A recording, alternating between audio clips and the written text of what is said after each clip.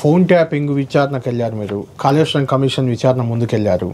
అయితే కాళేశ్వరం కమిషన్ విచారణ, phone tapping అందరూ మీరు వెళ్ళినా, బండి సంజయ్ వెళ్ళినా, ఇంకెవరు వెళ్ళినా అంతా ఒకే లైన్లో ఉన్నారు, ఫోన్ ట్యాపింగ్ అయింది అని. కాళేశ్వరం కమిషన్లో కాళేశ్వరం అనేది అవినీతి కోసం కట్టిన ప్రాజెక్టు కదా, నా ఇంటర్వ్యూలో గతంలో మీరు చెప్పారు. ఈవెన్ కాళేశ్వరంలో అందరి సమిష్టి నిర్ణయం, క్యాబినెట్ నిర్ణయం అని కూడా చెప్పారు. కానీ అక్కడ బీజేపీ స్టాండ్ ఒక రకంగా, ఈటెల స్టాండ్ ఒక రకంగా కనిపించింది.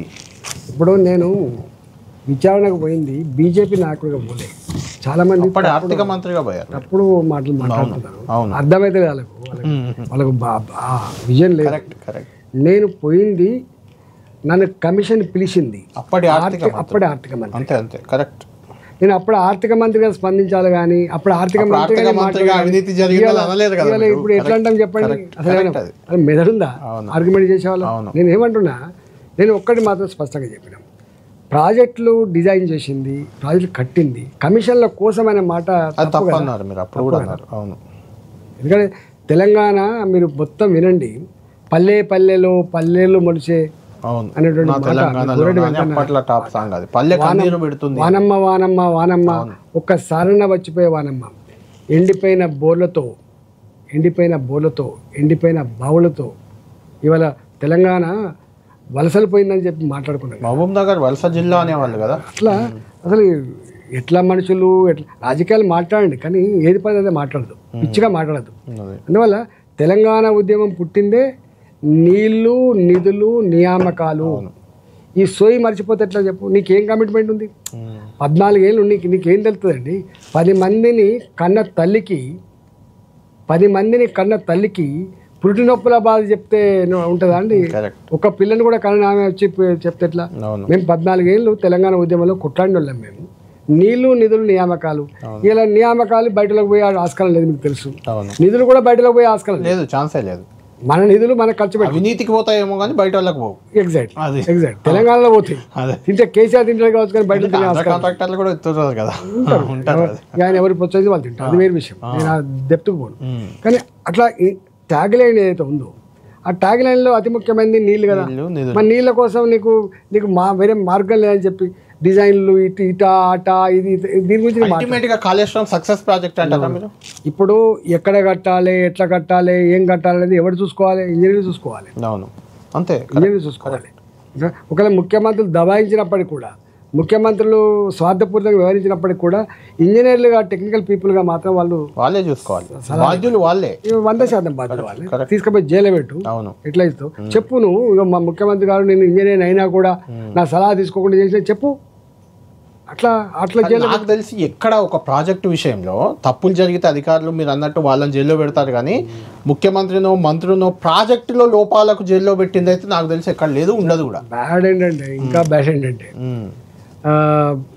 బీజేపీ పార్టీగా గతంలో చెప్పిండ్రు, ఇప్పుడు చెప్తారు, రేపు చెప్తారు. ఇది కేసీఆర్కి ఏటీఎం లాగా పనిచేసింది, ఇది దోపిడీకి నిలయాలు అయిపోయినాయి, అదొక సబ్జెక్ట్. అవును, కానీ నేను విచారణకు హాజరైంది ఆర్థిక మంత్రికి హాజరైనా కదా.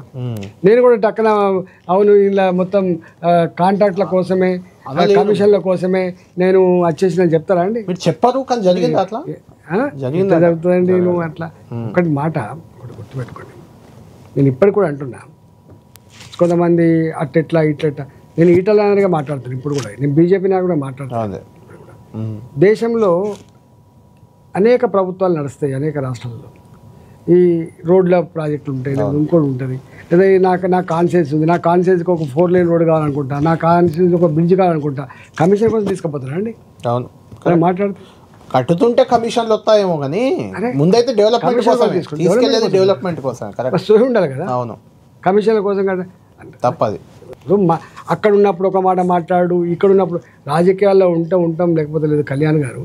కానీ ఆత్మవంచన చేసుకోవద్దు. అవును, ఇవాళ సపోజ్ వెళ్ళిపోతాం, ప్రజల్లో క్రెడిబిలిటీ పోతుంది కదా. ఇప్పుడు ఒక మాట అప్పుడు ఒక మాట, క్రెడిబిలిటీ ఉండదు. నేను తప్పు చేసిన పెట్టు జైల్లో అంటే ఏంది? రాజేంద్ర గారు జైల్లో పెట్టడానికి కమిషన్ అంటారా మీరు అనుకుంటున్నారా? సిబిఐ విచారణకి వెళ్ళింది, ఇప్పుడు మీ చేతిలోకి వచ్చింది అది విచారణ.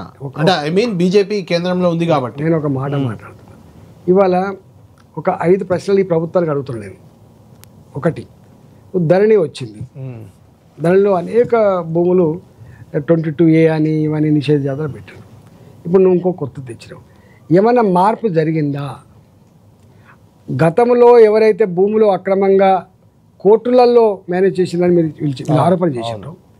ప్రభుత్వం సరిగా వాదించలేక వాళ్ళకి ఫేవర్ చేసిందని మీరు చెప్తున్నారు. అవును కదా, అవును వీళ్ళు వాదించలేకనే కదా చెప్పేది. రెండు, ఏదైతే అక్రమాలు కొని వేల ఎకరాల భూములు లక్షల కోట్ల రూపాయలు బ్యాక్ ఎండ్ లో మారిపోయాయి. ఎక్కడున్నాయా ఇప్పుడు?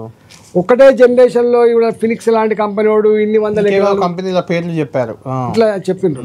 ఒకటే ఇప్పుడు ఐడియల్ ఉంది కూకటపల్లి పక్కన. ఐడియల్లో ఇప్పటికీ నా పార్లమెంట్ కింద వస్తుంది, అక్కడ రైతులు చేర్చిపోతుంటారు.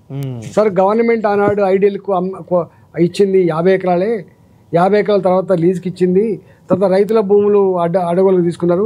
మరి వాడి కంపెనీ నడవనప్పుడు వాడు ఇలా అమ్ముకొని పోతా అంటుండు, మాకేమైనా కొంచెం అది ఇవ్వచ్చు కదా సార్ అని మొత్తుకున్నారు రైతులు. అవును, అట్లా ఆశ్రమం ఉంది అట్లా. ఇలా వేల కోట్ల రూపాయలండి. ఒక్క ఐడియల్ కుక్కడపల్లి సమైన భూమి విలువ ఇలా 400 ఎకరాలు అంటే మీరు అర్థం చేసుకోండి, ఒక 25 నుంచి 30 వేల కోట్లు అవుతుంది. కరెక్ట్. నేను అడుగుతున్న ఈ ప్రభుత్వాన్ని, ఇట్లాంటి ఒక 100 ఉన్నాయి. వంశీరా బిల్డర్కి ఇచ్చిండ్రు, కేటీఆర్ బినామీ ఇంకోరికి ఇచ్చిన అంటారు కదా. ఎందుకు ఒక్కరి మీద కూడా మీరు చర్యలు చేపట్టలేదు? ఎందుకు అక్రమంగా వాళ్ళు అనుభవిస్తున్నటువంటి ఆస్తులు మీరు తీసుకోవట్లేదు? మీరు భూములు ఇవ్వట్లేదు. కేవలం పాత మన భూములల్లో గుడిసె వేసుకుంటూ చూసినా 40 గజాలు 50 గజాలు గవి కూలగొట్టే ప్రయత్నం చేస్తున్నాం. గవి కూలగొట్టి 15,000 కోట్ల భూములు 20,000 కోట్ల భూములు ఆక్రమించుకున్నారని చెప్తున్నాను కదా. మరి ఎందుకు ఆ ప్రభుత్వం తీసుకున్న ఒక్కటంటే ఒక్కటి మీరు చర్య తీసుకున్నారండి వీళ్ళు? దాన్ని బట్టి మీకు అర్థం కావాలి.